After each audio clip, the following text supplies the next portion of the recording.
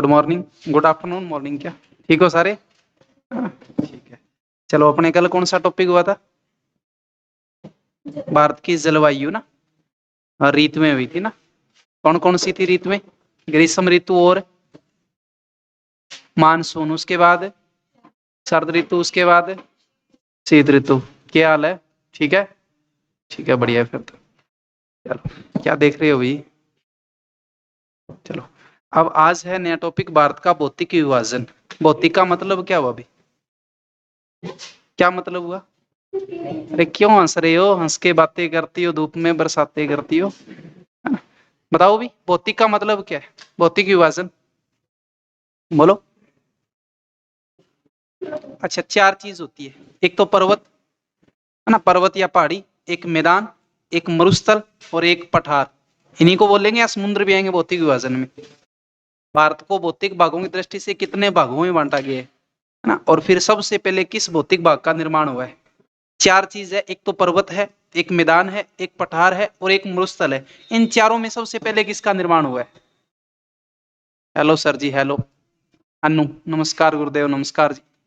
बताओ भाई, सबसे पहले चार भौतिक भाग है, एक तो मरुस्थल है, एक पर्वत है, एक मैदान है और एक पठार है। इन चारों भागों में सबसे पहले किस भौतिक भाग का निर्माण हुआ है?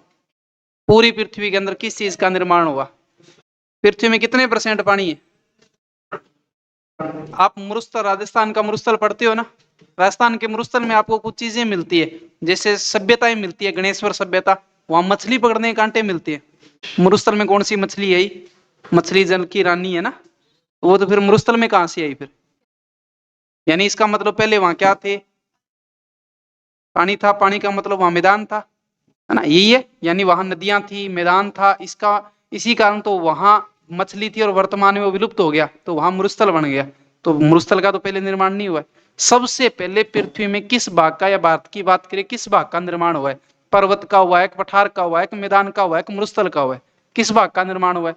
मरुस्थल तो कट हो गया, अब बच गया कौन सा? पर्वत, पठार और मैदान बच गए। तो इन तीनों में सबसे पहले किसका निर्माण हुआ है? हम लोग पढ़ते हैं पूरी जो पृथ्वी थी उसके ऊपर क्या था? जल, है ना? एक ही महाद्वीप था, बीच में कौन सा महाद्वीप था? पेंजिया। चारों तरफ पानी था, उसका नाम, सागर का नाम क्या था? पेथालासा था ना।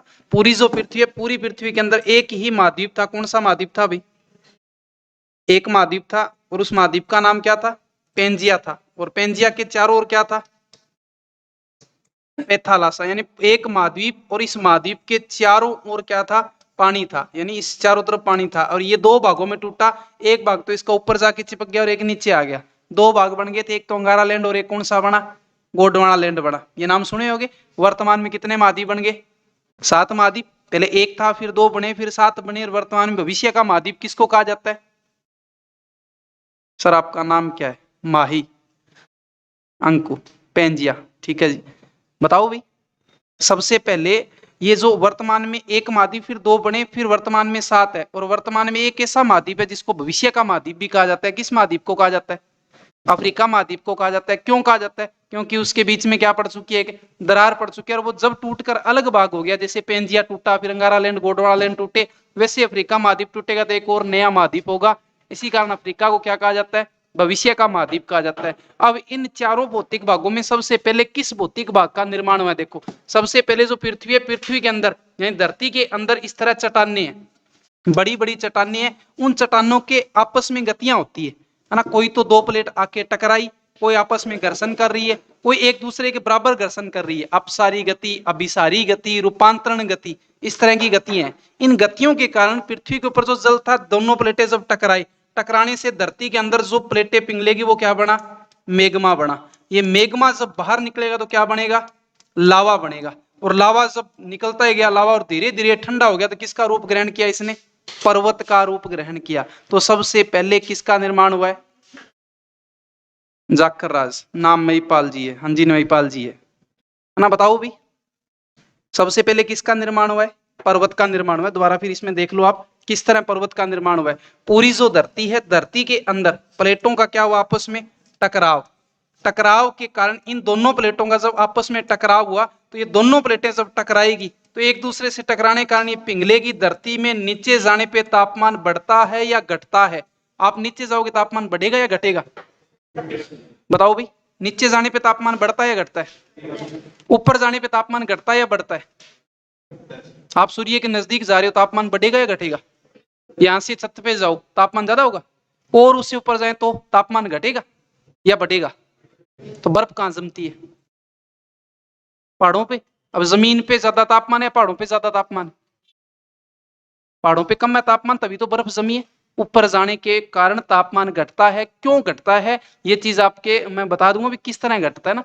जो अपनी पृथ्वी की विक्षोभ, सूर्य की विक्षोभ किरणों के कारण तापमान घटता है और किस तरह घट रहा है वो आएगा। ये दोनों जब टकराने से चट्टाने धरती में नीचे जाने पर 32 मीटर नीचे जाओगे 1 डिग्री तापमान बढ़ेगा। प्रत्येक 32 मीटर पे 1 डिग्री तापमान क्या हो रहा है?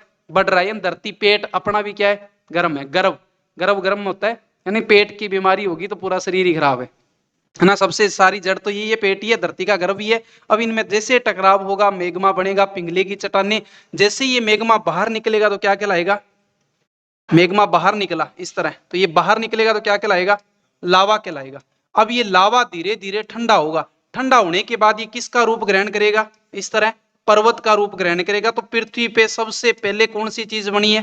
पर्वत बनी है। अब ऊपर जाने पे तापमान घट रहा है कि बढ़ रहा है? घट रहा है। अब पर्वतों के ऊपर बर्फ जमेगी, जमेगी कि नहीं जमेगी? अब बर्फ जब पिघलेगी तो नदियां निकलेगी, पर्वत छोड़ निकलना होगा, है ना। अगर नदियों जैसा बनना है तो पर्वत छोड़ निकलना होगा। वो नदियां वो पर्वत से निकलती है तभी तो समुद्र तक जाती है। रास्ते में कितनी कितनी तरह की उनको विपदाएं आती है ना। जैसे गंगा सबसे पवित्र नदी है, निकलती है तब और जाती है तब सबसे प्रदूषित नदी हो जाती है। तो यहाँ से जैसे ही नदियां निकलेगी तो ये ऊपर वाला भाग धीरे धीरे क्या होने लगेगा? कट होगा, यानी ऊपर से धीरे धीरे कट होगा और ये भाग यहाँ आके जमा होगा। तो ये धीरे धीरे भाग जो है ये ऊपर से उठा हुआ भाग है, ऊपर से समतल हो गया। तो 2 नंबर पे पृथ्वी पे क्या बन गया? पठार बन गए। सबसे पहले पृथ्वी पे क्या हुआ? भौतिक विभाजन में किस भौतिक भाग का निर्माण हुआ है? पर्वत का। यानी पर्वत के बाद किसका निर्माण हुआ? चट्टाने टकराई, लावा जो है वो बाहर निकला, ठंडा हुआ, पर्वत बना, पर्वतों पे बर्फ जमी और बर्फ जैसे जैसे धीरे धीरे कटी तो कटने से क्या बन गया? पठार बन गया। अब नदियां जो है पर्वत और पठार से होते हुए और आगे जाएगी। जहां नदियां अपनी उपजाऊ मिट्टी जमा करती जाएगी वहां क्या बनेगा? मैदान। यानी नदियों द्वारा सिंचित भाग को हम लोग क्या बोलेंगे? मैदान। ये नदियों द्वारा बहकर आई हुई मिट्टी से निर्मित भाग को हम क्या बोलेंगे? मैदान बोलेंगे, है ना। नदियों के द्वारा ही, जैसे भारत के मैदान, जैसे गंगा का मैदान, ब्रह्मपुत्र का मैदान, राजस्थान का मैदान, इस तरह के मैदान आएंगे अपने। तो मैदानों का निर्माण वो किससे हुआ है? नदियों के द्वारा बहकर आई हुई उपजाऊ मिट्टी से निर्मित भाग को हम क्या बोलेंगे? मैदान बोलेंगे। ठीक है। उसके बाद में एक चीज देखिए कि अपने खेत में आप सारे जमींदारों के बच्चे हो ना। अब खेत के अंदर हमें खाल है और उस खाल के अंदर हम डेली पानी लगा रहे हैं। 2 साल हो गए, 3 साल हो गए, 4 साल हो गए, हमने उसकी कोई किसी तरह की मरम्मत नहीं की, कोई साफ सफाई नहीं की। अब उसमें रेगी रेत वगैरह आएगी कि नहीं आएगी? आएगी ना। अब उस खाल के अंदर धीरे धीरे मिट्टी, उसका जो तली है वो धीरे धीरे ऊपर उठने लगेगी। अगर हम आलसी यार बिल्कुल ही 4-5 साल उसकी बिल्कुल ही सार संभाल लें तो उसमें पानी चलेगा क्या? नहीं चलेगा ना। जिस तरह ये नदियां बहती रहेगी, नदियां बहने के कारण यहां धीरे धीरे क्या होगा? उपजाऊ मिट्टी ज्यादा जमा होगी। धीरे धीरे जमा होने के कारण ये नदियां अपनी दिशा क्या करेगी? बदल लेगी। यानी दिशा बदल ली तो इस स्थान के ऊपर वापिस कभी ये नदी टूटे तो इसका पानी पहुंचेगा क्या? नहीं पहुंचेगा। यानी यहाँ बहुत ही ज्यादा मिट्टी इकट्ठी होगी। तो जहां नदियों का पानी न पहुंचे वो क्या बनेगा? मरुस्थल। यानी मैदान ही क्या बनता है? मरुस्थल बनता है। यानी जैसे आप पढ़ते हो घग्गर नदी, उसकी जगह पहले कौन सी नदी बहा करती थी? सरस्वती नदी। वर्तमान में क्या होगी? विलुप्त हो गई है ना। तो वर्तमान में ये मरुस्थल ही कहलाता है। एक चीज सरस्वती नदी जो सबसे पवित्र नदी थी, उसका वेदों में बड़ा नाम मिलता है। गंगा का तो इतनी बार नाम ही नहीं मिलता। यमुना, गंगा का 1-2 बार, यमुना का भी 1-2-3 बार नाम मिलता है ना। तो सरस्वती नदी सबसे पवित्र नदी मानी जाती थी, जो वर्तमान में क्या हो चुकी है? विलुप्त हो चुकी है। आपने मोहनजोदड़ो फिल्म देखी है क्या? मोहनजोदड़ो फिल्म देखी है? मोहनजोदड़ो फिल्म के अंदर ये चीजें दिखाई गई है। वो नदी जो जा रही है उस नदी के ऊपर वो बांध बनाती है। हाँ, बांध बनाने के बाद वो नदी अपनी दिशा बदल लेती है, जिसको वर्तमान में उस साइड में बेरे, जिसको हम गंगा बोल रहे हैं, वो इस साइड में जाती थी। उस समय इस साइड में मैदानी भाग था और वर्तमान में उस साइड में मैदानी भाग हो गया और यहाँ क्या बन गया? मरुस्थल बन गया। तो सबसे पहले क्या बने? पर्वत। पर्वत के बाद क्या बने? पठार। पठार के बाद में क्या बने? मैदान। और सबसे अंत में किसका निर्माण हुआ?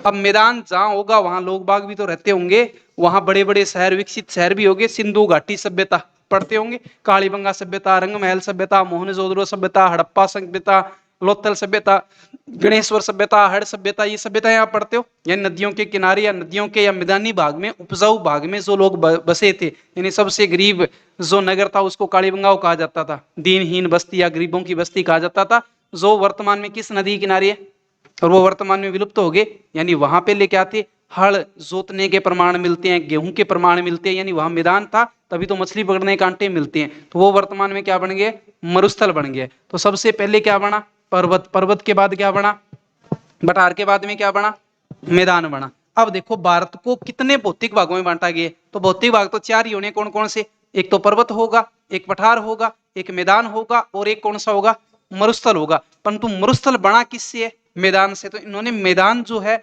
और मरुस्थल, इन दोनों को साथ में करना है हमें, क्योंकि मैदान और मरुस्थल दोनों मैदानी भाग ही तो है। तो मुख्य रूप से मरुस्थल को हम अलग से भी करवा दें, किस तरह इनमें बालू का स्तूप बनते हैं, किस तरह आंधियां चल रही है, जैसे अनुप्रस्थ है, बरखान है, पेराबोलिक है, सीप है, सक्रव कोपिस है, इस तरह के आपने तारानुमा, स्टारनुमा, बालू का स्तूप यानी रेत की आकृतियां, ऐसे आपने पढ़े भी होंगे राजस्थान की जियोग्राफी के अंदर। चलो अब देखो इसमें राजस्थान, भारत को कितने भौतिक भागों में बांटा गया है। तो एक तो भारत के ऊपरी पर कौन सी पर्वतमाला है,